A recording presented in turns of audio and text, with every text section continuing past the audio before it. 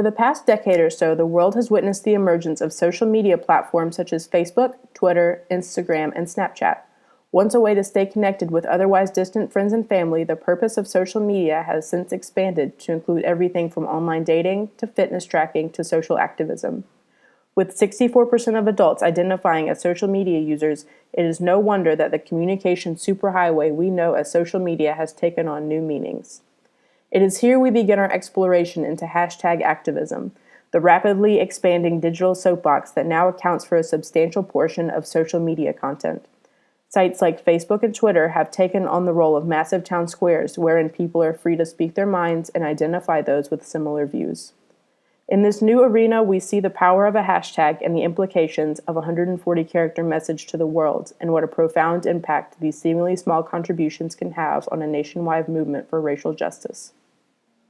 This study particularly investigates how race plays a role in participation, asserting that Blacks are far more likely than their white counterparts to see and post race-related content on social media. The study also investigates the emergence of hashtags, such as hashtag Black Lives Matter and hashtag All Lives Matter, as identifiers intended to grow conversations and organize ideas.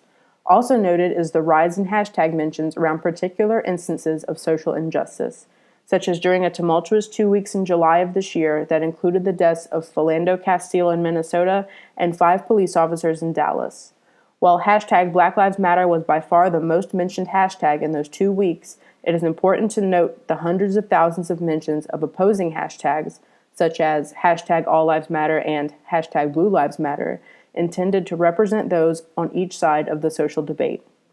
We have reached an age in which social media is the sounding board for a nation and all of its people. Information is disseminated at the click of a finger and opinions are formed almost as quickly. When everyone yields this power, once only relegated to politicians and civil leaders, it is important to ask yourself if your 140 characters can change the world.